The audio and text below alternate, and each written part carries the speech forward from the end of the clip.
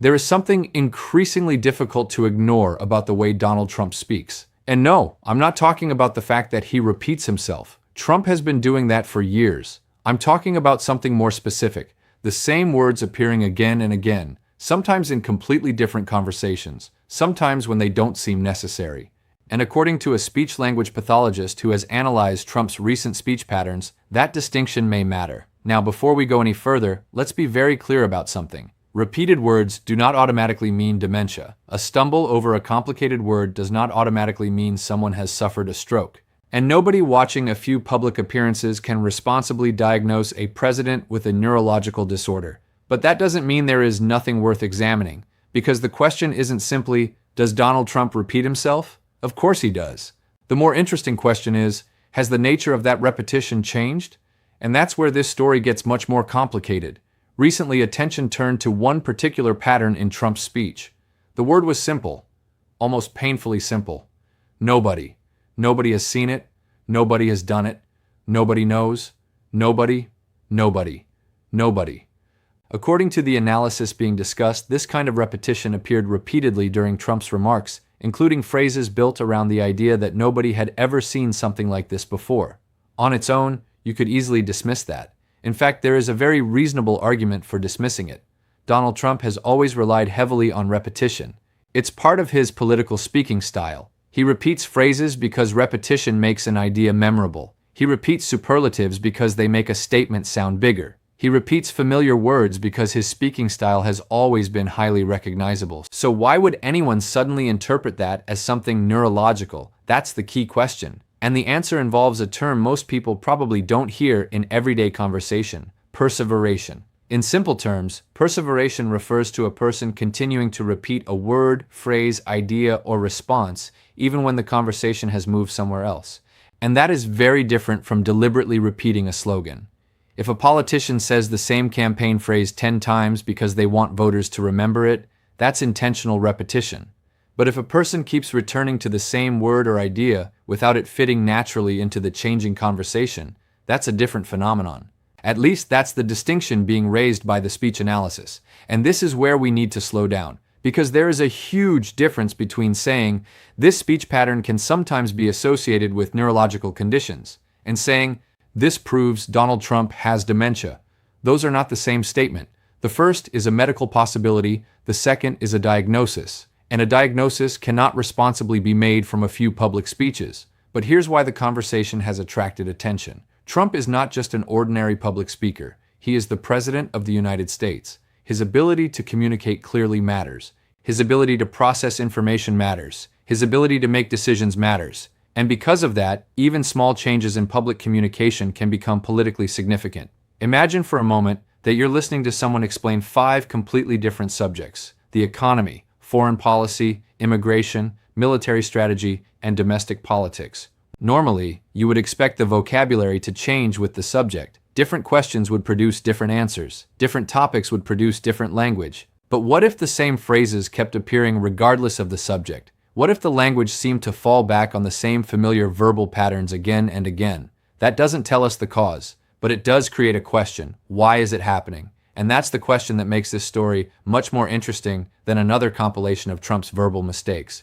Because Trump has always had verbal habits. The real issue is whether we're looking at a long-standing personality trait or a meaningful change. And there is another reason this debate has become so intense. People aren't only noticing repetition. They've also pointed to moments when Trump appears to struggle with certain words or longer phrases. Again, this needs to be handled carefully.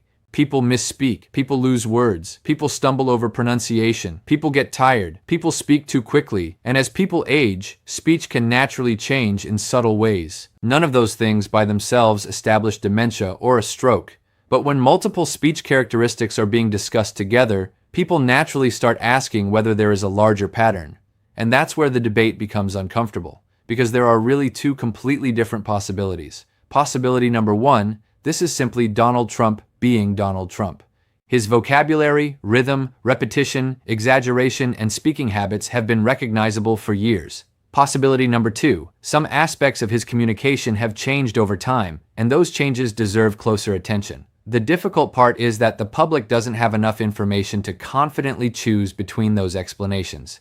And that's exactly why responsible commentary matters here. Because the easiest thing in the world would be to take every stumble, every repeated word, every unusual sentence and declare, there it is, proof. But that's not analysis. That's confirmation bias. Real analysis asks a harder question. What evidence would actually distinguish a normal speaking habit from a neurological problem?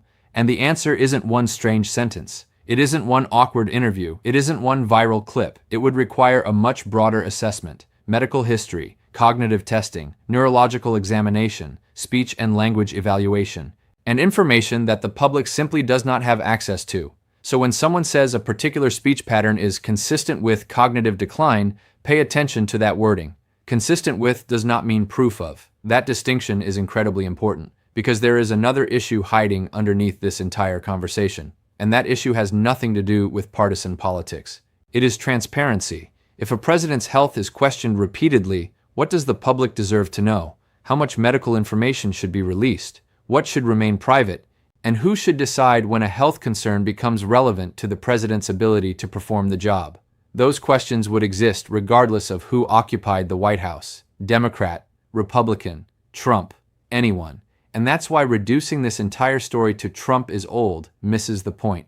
Age isn't a diagnosis. A speech mistake isn't a diagnosis. Repetition isn't a diagnosis. But changes in communication can be worth paying attention to, particularly when the person speaking is responsible for decisions affecting millions of people. So where does that leave us? We have an expert raising concerns about a particular pattern. We have examples of repeated language that have attracted attention. We have a long history of Trump using repetition as part of his communication style. And we have something extremely important. We do not have enough public evidence to turn these observations into a medical diagnosis. That may not be the most sensational conclusion, but it is the most honest one. The real story isn't that someone on the internet has definitively diagnosed Donald Trump. They haven't.